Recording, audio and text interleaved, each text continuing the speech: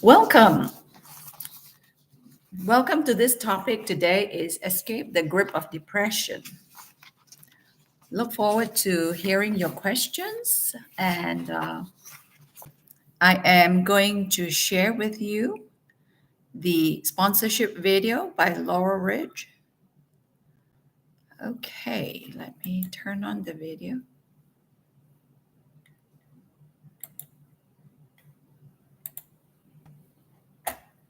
YouTube live stream is sponsored by Laurel Ridge Treatment Center. Laurel Ridge Behavioral Health Program offers compassionate care for every stage of life. It provides personalized treatment for all populations. Their interest is to help you into your journey to wellness. There are services for children, adolescents, adults, military dependents, active duty service members, veterans, and first responders. They offer inpatient services, outpatient services, substance abuse treatment, and residential treatment. Call 210-491-3591 for no-cost assessment. Laurel Ridge is open 24 hours a day, 7 days a week. Their mission is to save lives, heal families, and create hope. This YouTube live stream is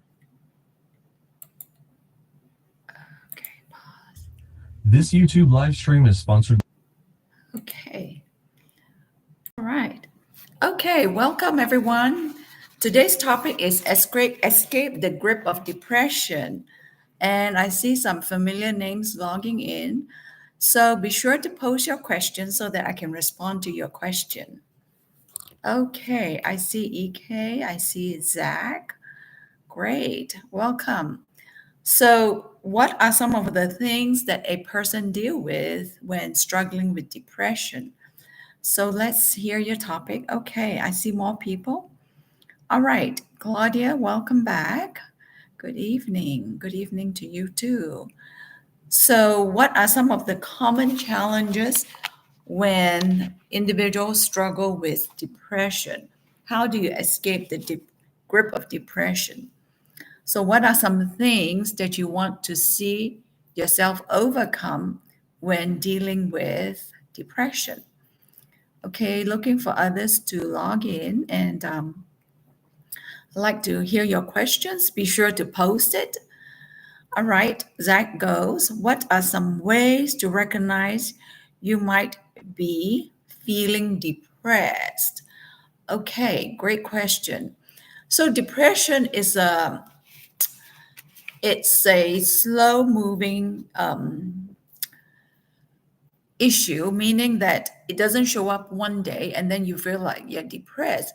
Many times there are multiple layers to it. So things start to build up like a loss of a relationship, being rejected by significant people. It could be a father, a stepfather, a biological mother. And over time, when people don't deal with losses, it tends to pile up.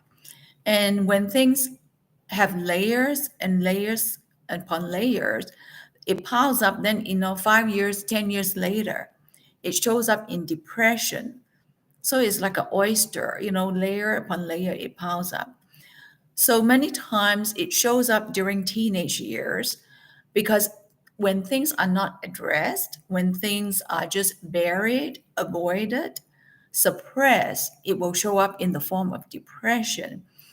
So children will experience that many times they don't know how to articulate it. And then teenagers will experience it more because when it's been piled up, and buried for 10 years, it tends to show up in their teenage years. So it's a slow building up, but it's important to deal with things when they show up rather than suppress it, because suppressing it will only cause things to build up and then it will surface at a later date. Okay, Claudia goes, how can we distinguish between deep sadness and clinical depression? Where is the line? Great question. And when should we seek professional help? So deep sadness and clinical. So to me, in the clinical depression, people struggle to function in their daily life, be it at work or at home. It's immobilizing, it's paralyzing. So they struggle just to, complete a day. In when with depression, there's a lot of unresolved grief that is tied into it. There are lots of things that is related to poor coping. Many times people think that, oh, okay, I've buried it, I've not thought much about it. And when we keep things piled up and then we suppress it, it shows up in different forms, and it can show up in eating issues, it can show up in drinking issues, it can show up in shopping, over shopping. It can show up in drug use, and it can show up in impulsive behaviors, because when emotions bubble up and then we use different things to suppress it.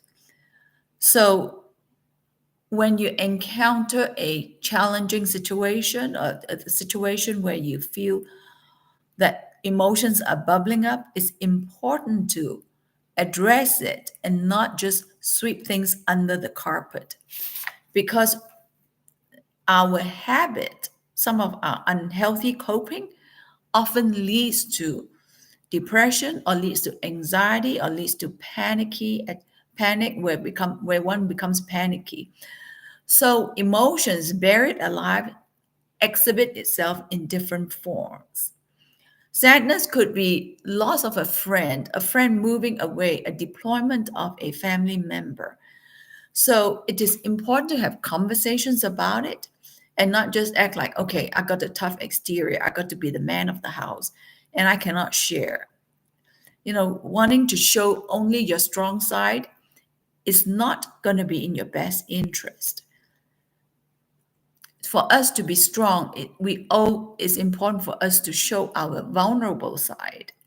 So vulnerability, our society sometimes view vulnerability as a weakness, but in mental wellness, vulnerability is a healthy trait to exhibit.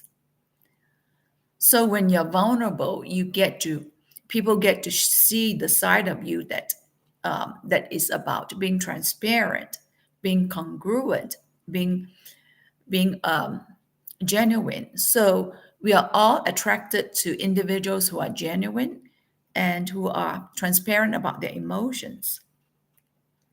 Okay, Brittany asks, what are other ways to measure a client with depression other than 2 weeks, to rule out the DSM? Very good point. So, it's more than just the standard, inability to sleep, weight loss, inability to function, feeling down. So it's more than that. So many times I look at their relationships. Do people engage in relationships, or do they have a tendency to isolate, shut down? They have a tendency to hide and bury their feelings. So I look at long term history, not just the 2 week period. The 2 week period may be a reflection, but over time, how has the person been coping or not coping? Many times when it's not in your headspace, it doesn't mean that you're coping well. It just means that it's laying there latent. It's not activated. It's like a volcano. It's there, but when something triggers it, boom, the explosion shows up. So look at their long-term relationship history, whether there is a connection with individuals that are close, whether there's a social connection, whether there's a social outlet, and look at their coping. When they cope, are they using a lot of negative coping? Are they more likely to use coping that is effective? So you want to look at how they function on a daily basis, going back to their history. If you're working with a 20-year-old, I want to go back into their history to understand their effective or ineffective coping. So saying that, I grew up, normal, good childhood. You want to understand the client's childhood. How was it how was it for them? So you want to ask specific questions to understand what what they experienced in their early years. And then you want to take a history over time to see what they did to cope, or is hiding, isolating their coping. So take a good timeline to understand that when you're working with clients. Okay, Carolyn asks, how can you help someone through depression who is not in touch with their feelings? That's an excellent question. It is very common for individuals to be out of touch with their feelings because many times when a person is told to not cry in childhood and that it doesn't hurt, and that they are they are men, they are boy, they shouldn't cry, because our society do not, they expect young men, boys, to suppress their emotions. So crying is not acceptable in our society, and in a lot of other societies. So then a person learns to numb their emotions, and over time they disconnect. So whenever they become adults, there's a big gap, and it takes monumental effort to be in touch with their emotions. So if you're having a conversation with somebody, I always suggest that you give them multiple choice when they talk about a certain scenario.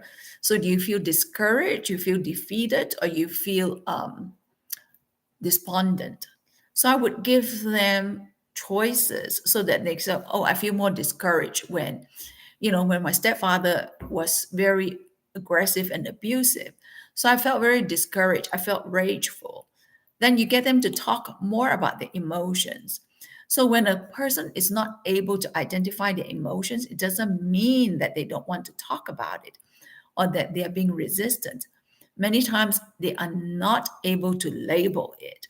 So being a friend, being a clinician, it helps to put some emotions, in multiple choice form, and help them identify what it is. So the more they know the different emotions, then they're able to talk more about that. So you want to help them build their repertoire of emotional um, labeling, the emotions that is residing within them. Okay, Shelley goes, literally, I literally laid in bed for about 6 months, day in, day out, before I could get help. Yes, that is more like a clinical depression. So it is very immobilizing. It's like you wake up each day, it becomes like a gray, dark cloud. So every behavior, every action requires a monumental effort. So, yes, that seems to be very clinical when you struggle with it for a period of time. And it's important to look at the history of what you struggle with. So usually with depression, they go, okay, it's one thing. To me, I see multiple layers of things that build up. When it's not addressed, coupled with poor coping, coupled with a lot of tension at home, people tend to be very immobilized and they don't know how to overcome it. So you want to look at their skills, their coping, and giving a person space to unravel, to decompress is one of the best gifts you can give a person who is struggling with different emotions. So it is often common for friends to want to fix the person, but I often suggest that, give them space, give them time to unravel. Listen to understand. Don't listen to fix. Listen with empathy. Don't listen with judgment or criticism. In families, we tend to criticize that, well, maybe you're lazy. Well, it's more than laziness. It's a lot of things that have piled up and people find it hard. And when you use ineffective coping with all these emotions that is bubbling up inside, it can be very handicapping. All right, let's hear other questions. So, what else do we have? How do you escape the grip? What are some things that you can do to escape the grip? Okay, let's see what other questions we have.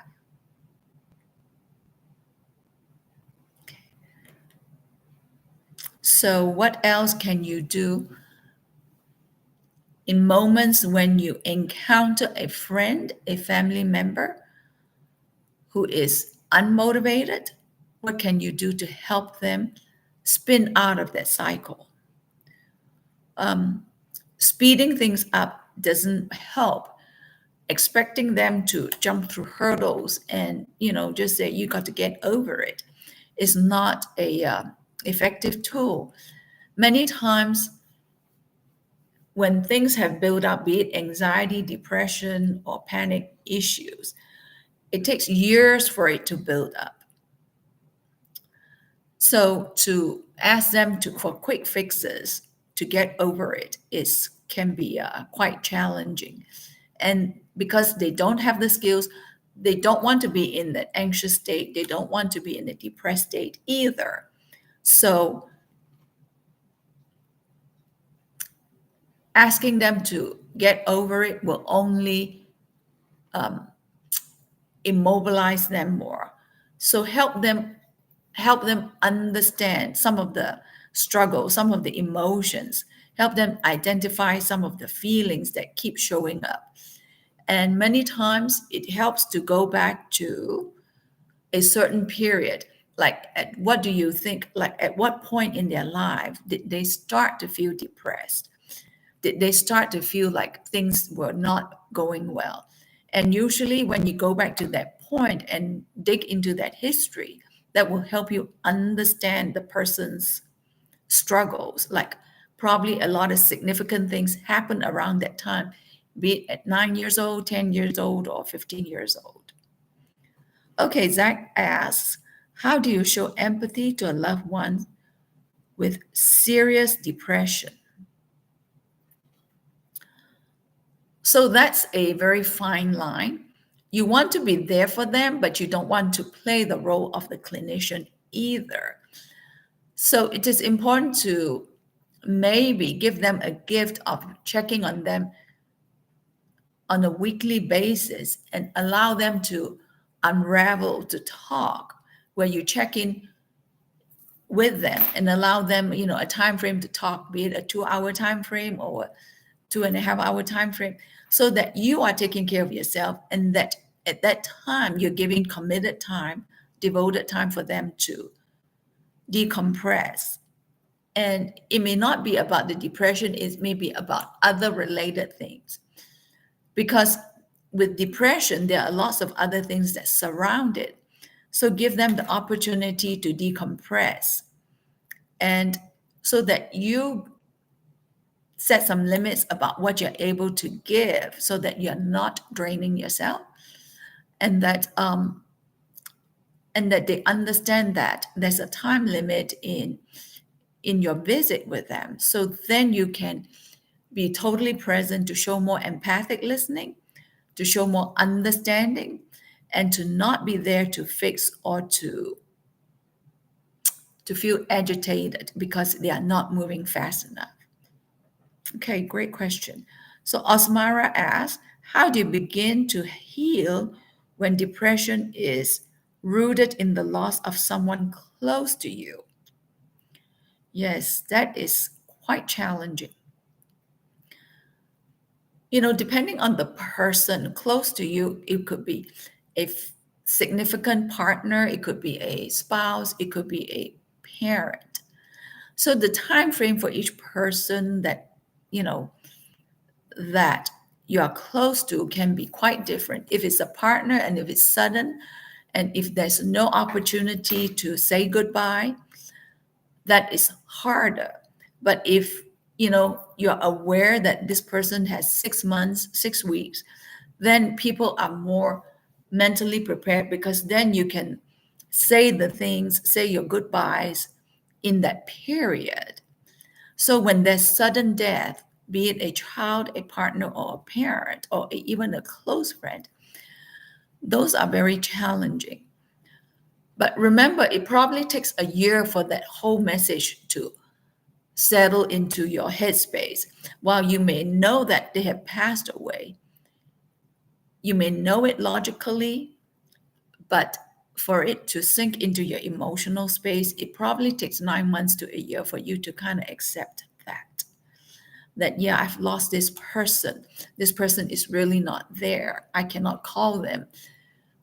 Sometimes in moments of excitement or in moments of grief, you think, okay, I'm going to call this person. Then you realize you cannot. So it takes a while, and be gentle with yourself, be compassionate. Don't force yourself to get over it. Give yourself time to heal. And, like I said, in the year period, ask for people to be patient with you and give yourself a lot of grace. And you will cry, in different situations, and allow yourself the room to grieve, and also allow yourself room to celebrate. It doesn't have to be 1 year of continuous grieving, or you cannot celebrate significant events. So grief comes in different forms. It can come in spurts. It can come when you least expect it. And so give yourself moments to grieve rather than contain it. So be vulnerable. Have some people that you can call during these challenging moments, during these times when you really need to talk. So have friends that you can identify. It's good to know, have 3 or 4 friends that can be there for you in moments of deep grief. And also remind them, I just want to share. I'm not looking for advice. I'm not looking for quick fixes. I just need to share with you what I'm struggling with. So again, give yourself the gift of compassion, and remember to also ask your friends to be patient with you and to hear you out. Because sometimes friends, family members can get impatient thinking that, oh, it's already 9 months. Well, it takes longer than that to heal and to recover from losses. Okay, Dora asks, how do you help children with depression? All right, depending on the age of the child, again, any kind of depression, any kind of loss, it comes in spurts, and then there are things that remind them. So with children, many times it is easy to tell them to do something. When you struggle with emotions, focus on the being, be there, not the doing. Take out the fixing, just be present. Gifts can come in the form of showing up to listen. It doesn't have to be an action form. It doesn't have to be right. Just be there to listen. And for 1 hour, that's a gift, a big gift to your friend. With children, many times when they share a experience, so I would try to identify, so you felt what? Discouraged. And then you may want to write that word down, or you may want to help them put a discouraged face on paper. And then when they identify a different emotion, I would also write that word down, and maybe they can also put the emotion on paper. So when they see things, and then they're able to pinpoint, yeah, when I talk about this, I feel this. When I talk about being bullied, I feel this. So being able to connect behaviors with feelings is very important for both adults and children. Okay, so someone said, when my mother passed away, I didn't give myself time to heal. Instead, I acted as if it didn't happen. Yes. With losses, with depression, it is important to focus on the being there. Many times our society is used to acting, to fix things, to get us to speed up the process. We're living in a very fast digital world. But remember, we are human beings, we are not robotic beings. So celebrate your emotions. Your emotions are there for a reason.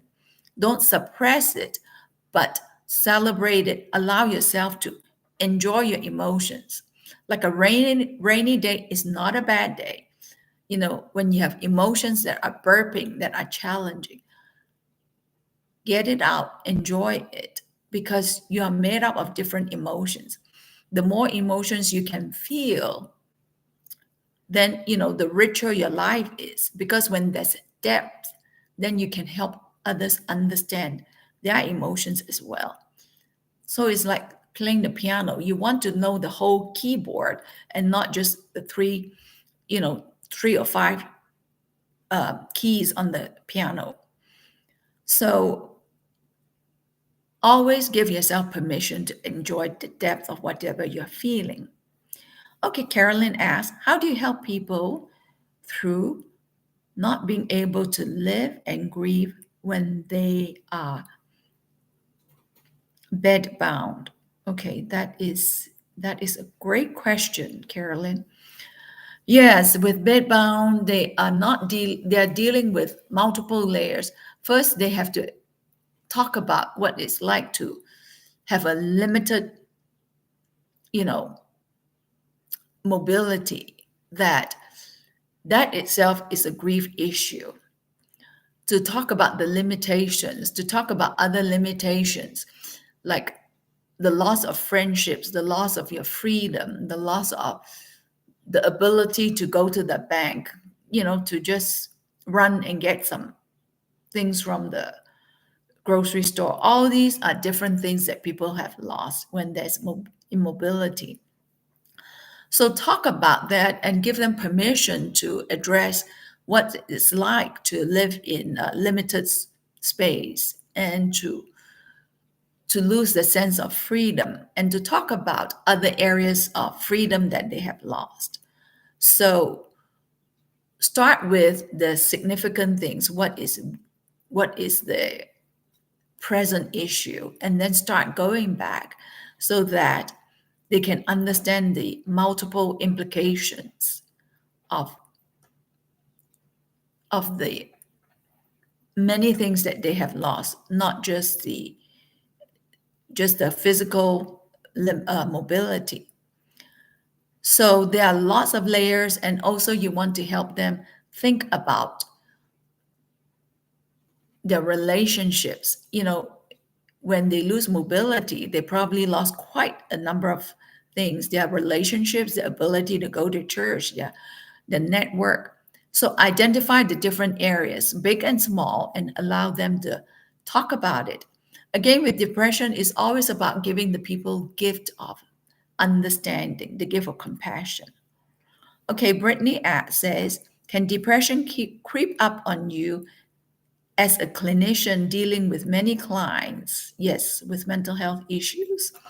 Yes, secondary depression, issues um, that we experience. That's why, as clinicians, it is important for us to have a balanced life, to find time to do things that you enjoy, find time to regroup, find time to be silent, find time to just heal, because we hear a lot of sufferings, and then we tend to also take it on, in that it creeps into our emotional space.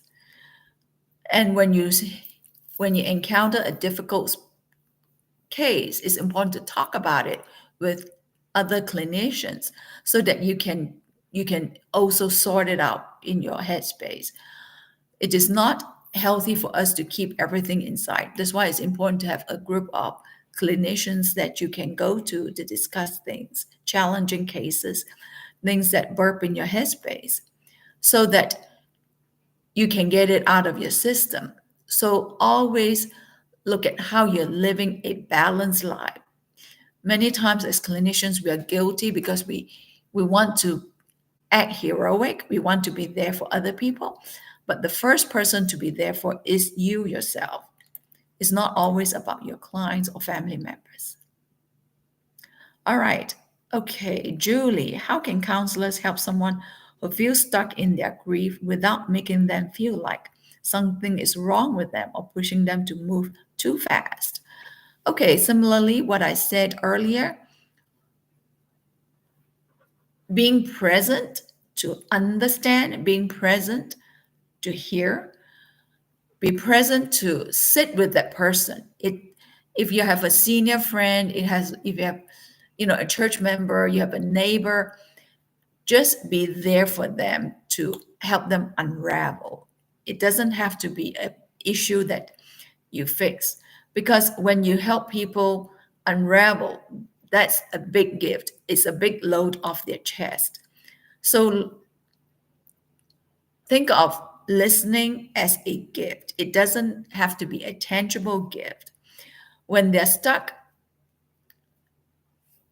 allow them to, or give them permission to, sit in whatever that they're stuck in. Many times when they go and talk more about it, then they see themes in their behavior. And then they may be able to identify things over time. So it's important to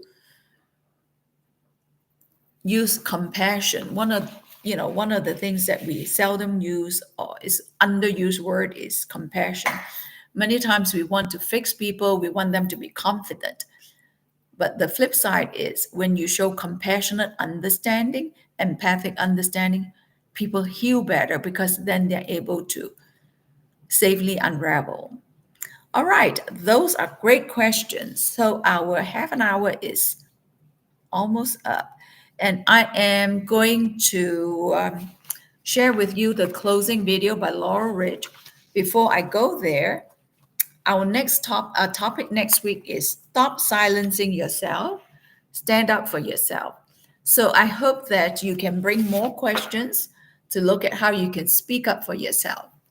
Great questions. Thank you. And I'm going to share the sponsorship video from Laurel Ridge.